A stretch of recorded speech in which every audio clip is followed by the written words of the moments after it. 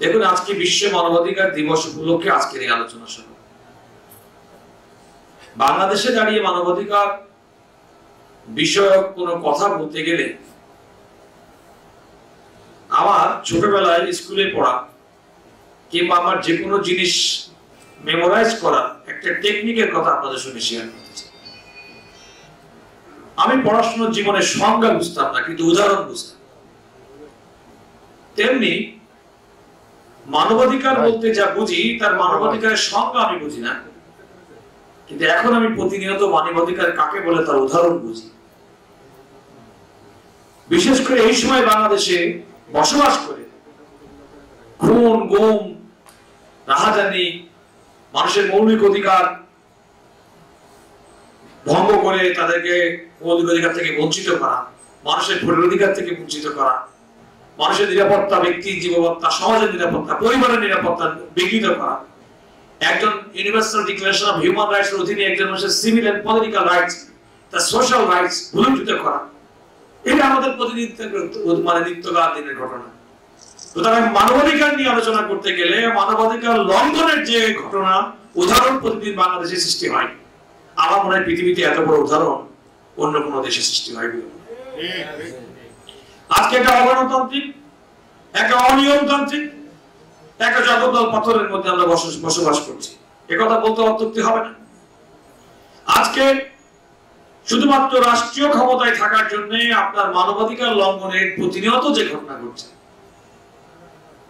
শুধুমাত্র রাষ্ট্র ক্ষমতায় টিকে থাকার জন্য মানুষের বাক স্বাধীনতা, মৌলিক স্বাধীনতা, নৈতিক স্বাধীনতা, তার চিন্তা এবং চেতনা স্বাধীনতা যেভাবে প্রতিনিয়ত ভুলুণ্ঠিত হচ্ছে, তাতে আজকের এই দিনে আমি আজকে সচেতন নাগরিক হিসেবে, দেশের সর্বোচ্চ আদালতের একজন আইনজীবী হিসেবে আমি মনে করি একটা তথাকথিত গণতান্ত্রিক দেশের মধ্যে মিনিমাম লেভেল অফ স্ট্যান্ডার্ড থাকে, আমরা দুর্ভাগ্যজনকভাবে বাংলাদেশে সেটা লক্ষ্য করছি না। আমি এই জন্য অত্যন্ত ব্যথিত হই, অত্যন্ত কষ্ট পাই এই কারণে যে মানবাধিকার লঙ্ঘনের ঘটনা ঘটলে পৃথিবীর বিভিন্ন দেশে থাকে ওয়াচডগ। দি ফার্স্ট ওয়াচডগ হতে পারে আন্ডার দ্য ল, যেমন আমাদের দেশে জাতীয় মানবাধিকার কমিশন নামে একটা কমিশন আছে, দ্যাটস দি ওয়াচডগ। ওদের মানবাধিকার লঙ্ঘন হচ্ছে কিংবা তারা দেখবেন তারা কারা তারা নিয়োজিত হন, তারা কি বক্তব্য রাখেন, তারা কার বক্তব্যে নুয়ে পড়েন, কার বক্তব্য শুয়ে পড়েন, কার বক্তব্য দাঁড়িয়ে নেন, এগুলো আমরা সবাই জানি। সুতরাং রাষ্ট্রের নিয়ন্ত্রিত মানবাধিকার বাস্তবায়ন সংস্থা, জাতীয় মানবাধিকার সংস্থা, তাদের উচিত ছিল মানবাধিকার লঙ্ঘনে ভূমিকা রাখা কিংবা লঙ্ঘনের প্রতিরোধে ভূমিকা রাখা কিংবা মানবাধিকার রক্ষায় ভূমিকা রাখা, তারা সেই ভূমিকা রাখতে ব্যর্থ হয়েছে। এটা হচ্ছে প্রথম ব্যর্থতা। দ্বিতীয়ত হচ্ছে যে আমাদের আদালত হচ্ছে আমাদের কনস্টিটিউশনাল আন্ডার দ্য কনস্টিটিউশন, আদালত হচ্ছে to safeguard the constitutional rights or fundamental rights, or fundamental rights আমাদের কনস্টিটিউশনে যেগুলো সেগুলোই তো আলটিমেটলি মূলত মৌলিক অধিকার, মানবাধিকার। তো সেগুলো কতটুকু করতে পারছি সেগুলো আমরা আজকে অত্যন্ত দুর্ভাগ্যজনক ভাবে আজকে আমি আমার রাজনৈতিক চিন্তা চেতনার বাইরেও একটা কথা বলতে চাই। দেখুন, দৈনিক সংগ্রামের সম্পাদক আবুল আসাদ সাহেব, আমার তো মনে হয় বয়স 90-এর কাছাকাছি। উনি একজন মুক্তিযোদ্ধা, হতে পারে উনি একজন ভিন্ন মতের রাজনৈতিক মতাদর্শী কোন পত্রিকা কিংবা রাজনৈতিক ভাবধারার ভিন্ন রাজনৈতিক ভাবধারার কোন ব্যক্তি কিংবা তাদের গোষ্ঠীকে লালন পালন করতে পারে, হতে পারে। কিন্তু 90-এর একজন বাংলাদেশের মানুষ, আমরা টেলিভিশনে সিসিটিভি ফুটেজে লক্ষ্য করেছি, সেই অফিসে ভাঙচুর করে তাকে যেভাবে হেনস্থা করা হয়েছে, তাকে যেভাবে গ্রেপ্তার করে বর্তমানে দীর্ঘদিন পর্যন্ত কারাগারে নিক্ষিপ্ত রাখা হয়েছে। আপনি এর চেয়ে গ্লেয়ারিং এক্সাম্পল অতি সাম্প্রতিক কি দেখবেন? আমি অত্যন্ত দুঃখিত যে আমরা আমাদের সিনিয়র খন্দকার মাহবুব হোসেন সাহেব স্বাস্থ্যগত গ্রাউন্ডে আবুল আসাদ সাহেবের জামিনের প্রার্থনা করেছিলেন। আমি অনলাইনে ছিলাম, আমাদের বন্ধু শিশির মনির সম্ভবত এই মামলা ওয়ান অফ দ্য ফাইলিং হয়, আমি নিজেও ছিলাম।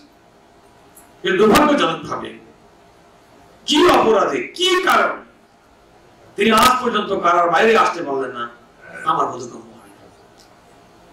আমি তো দুঃখ প্রকাশ, কারণ সবকিছু বাদ দিল আমরা প্রত্যেকে মানুষ, আমরা মানবিক ভাবে চিন্তা করি না।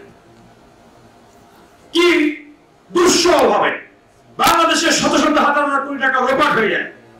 ফরিদপুরে ছাত্রলীগের সভাপতি সেক্রেটারির নামে 3,000 কোটি টাকা বিদেশে পাচারের অভিযোগে অভিযুক্ত হয় এবং আইন শৃঙ্খলা রক্ষাকারী বিভিন্ন ভাবে বিভিন্ন ফোরামে বড় বড় বক্তব্য দিয়ে বলে আজকে ছাত্রলীগের সভাপতি বাংলাদেশ থেকে 3,000 কোটি টাকা বিদেশে পাচার করেছে। এই বাংলাদেশে প্রাণপ্রিয় নেত্রী সাবেক প্রধানমন্ত্রী বেগম খালেদা জিয়া কথিত এতিমের টাকা রেখেছে বলে মেরেছে বলে সরকারি প্রপাগান্ডায় 2 বছরের বেশি কারাগারে বন্দী হয়েছে। দুঃখজনক, দুর্ভাগ্যজনক। বাংলাদেশের জনপ্রিয় নেত্রী বেগম খালেদা জিয়াকে অন্যায়ভাবে দীর্ঘদিন পর্যন্ত কারান্তরীণ রাখা হয়েছে। কারণটা একটাই, আমাকে ক্ষমতায় রাখতে হবে, ক্ষমতায় রাখার জন্য আমার রাজনৈতিক প্রতিপক্ষ যেখানে যে অবস্থাতে বিন্দুমাত্র কোন রকম উচ্চবাক্য করবে তাদের বিরুদ্ধে তাদের শায়েস্তা করাটাই হচ্ছে আমার একমাত্র কাজ। আমার একমাত্র উদ্দেশ্য ক্ষমতায় টিকে থাকা। এই ক্ষমতায় টিকে থাকার এই যে লিপ্সা, এই যে লালসা, আমি মনে করি এইটা হচ্ছে মানবাধিকার লঙ্ঘনের আরেকটি বড় উদাহরণ। আমি আর বক্তব্য দেব না, আমি শুধুমাত্র এটুকু বলতে চাই, এখানে বিজ্ঞ আইনজীবী বন্ধুরা যারা আছেন, সচেতন নাগরিক আছেন, আপনারা হতাশ হওয়ার কোনো কারণ নেই। কোনো কারণেই আমাদের হতাশ হওয়ার কোনো কারণ নেই। কারণ আমরা যারা দেশকে ভালোবাসি, আমরা যারা গণতন্ত্রে বিশ্বাস করি, আমরা যারা মানবাধিকারে বিশ্বাস করি, মানবিক মূল্যবোধে বিশ্বাস করি, তারা এই কথা মনে করি এবং যারা সবচেয়ে বড় কথা আল্লাহর একত্ববাদে বিশ্বাস করি, আমরা মনে করি there is always a light at the end of the tunnel।